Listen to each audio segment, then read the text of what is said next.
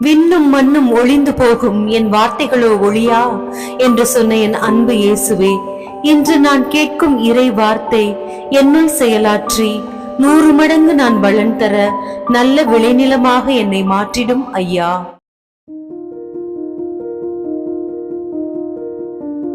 யோவான் நற்செய்தி அதிகாரம் 14. மீண்டும் இயேசு, நீங்கள் உள்ளம் கலங்க வேண்டாம், கடவுளிடம் நம்பிக்கை கொள்ளுங்கள், என்னிடமும் நம்பிக்கை கொள்ளுங்கள். தந்தை வாழும் இடத்தில் உறைவிடங்கள் பல உள்ளன. அப்படி இல்லையெனில் உங்களுக்கு இடம் ஏற்பாடு செய்ய போகிறேன் என்று சொல்லியிருப்பேனா? நான் போய் உங்களுக்கு இடம் ஏற்பாடு செய்த பின் திரும்பி வந்து உங்களை என்னிடம் அழைத்துக் கொள்வேன். அப்போது நான் இருக்கும் இடத்திலேயே நீங்களும் இருப்பீர்கள். நான் போகும் இடத்துக்கு வழி உங்களுக்கு தெரியும் என்றார். தோமா அவரிடம், ஆண்டவரே, நீர் எங்கே போகிறீர் என்றே எங்களுக்கு தெரியாது. அப்படி இருக்க நீர் போகுமிடத்துக்கான வழியை நாங்கள் எப்படி தெரிந்து கொள்ள இயலும் என்றார். இயேசு அவரிடம், வழியும் உண்மையும் வாழ்வும் நானே. என் வழியாய் அன்றி எவரும் தந்தையிடம் வருவதில்லை. நீங்கள் என்னை அறிந்திருந்தால் என் தந்தையையும் அறிந்திருப்பீர்கள். இது முதல் நீங்கள் தந்தையை அறிந்திருக்கிறீர்கள், அவரை கண்டும் இருக்கிறீர்கள் என்றார். அப்போது பிலிப்பு அவரிடம், ஆண்டவரே, தந்தையை எங்களுக்கு காட்டும், அதுவே போதும் என்றார். இயேசு அவரிடம் கூறியது, பிலிப்பே, இவ்வளவு காலம் நான் உங்களோடு இருந்தும் நீ என்னை அறிந்து கொள்ளவில்லையா? என்னை காண்பது தந்தையை காண்பது ஆகும். அப்படி இருக்க தந்தையை எங்களுக்கு காட்டும் என்று நீ எப்படி கேட்கலாம்? நான் தந்தையினுள்ளும் தந்தை என்னுள்ளும் இருப்பதை நீ நம்புவதில்லையா? நான் உங்களுக்கு கூறியவற்றை நானாக கூறவில்லை. என்னுள் இருந்து கொண்டு செயலாற்றுபவர் தந்தையே. நான் தந்தையுள் இருக்கிறேன், தந்தை என்னுள் இருக்கிறார். நான் சொல்வதை நம்புங்கள்.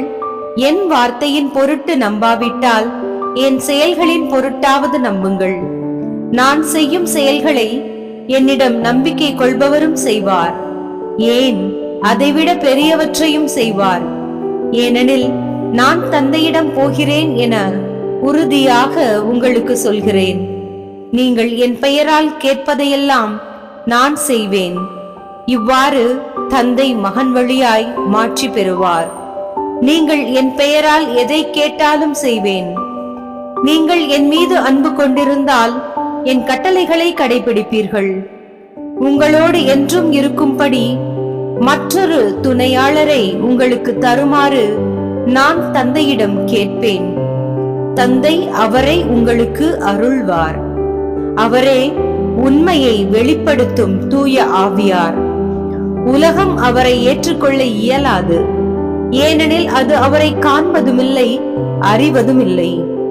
நீங்கள் அவரை அறிந்திருக்கிறீர்கள், ஏனெனில் அவர் உங்களோடு தங்கியிருக்கிறார், உங்களுக்குள்ளும் இருக்கிறார். நான் உங்களை திக்கற்றவர்களாக விடமாட்டேன். உங்களிடம் திரும்பி வருவேன். இன்னும் சிறிது காலத்தில் உலகம் என்னை காணாது, ஆனால் நீங்கள் என்னை காண்பீர்கள். ஏனெனில் நான் வாழ்கிறேன், நீங்களும் வாழ்வீர்கள்.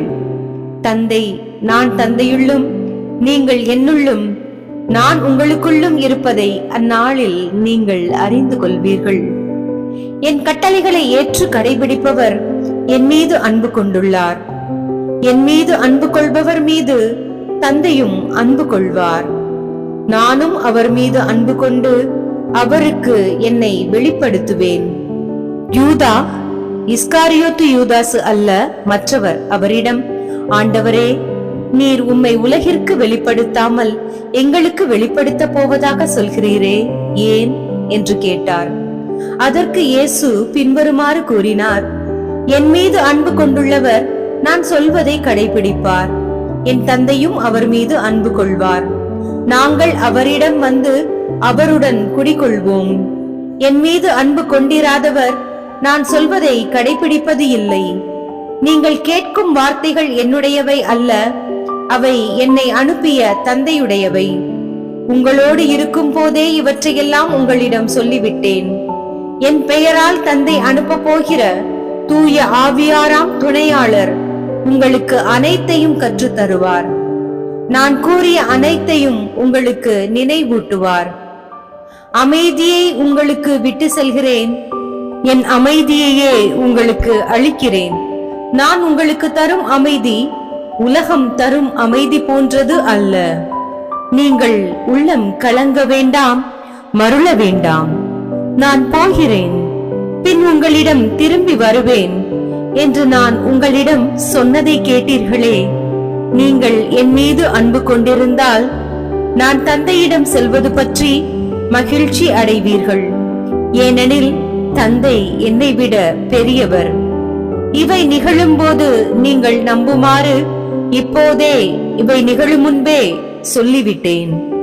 இனி நான் உங்களோடு மிகுதியாக பேசப்போவது இல்லை. ஏனெனில் இவ்வுலகின் தலைவன் வந்து கொண்டிருக்கிறான். அவனுக்கு என் மேல் அதிகாரம் இல்லை. ஆனால் நான் தந்தையின் மீது அன்பு கொண்டுள்ளேன் என்பதையும் அவர் எனக்கு கட்டளையிட்டபடி செயல்படுகிறேன் என்பதையும் உலகு தெரிந்து கொள்ள வேண்டும். எழுந்திருங்கள், இங்கிருந்து போவோம். கிறிஸ்து வழங்கும் வாழ்வு தரும் நற்செய்தி. கிறிஸ்துவே, உமக்கு புகழ்.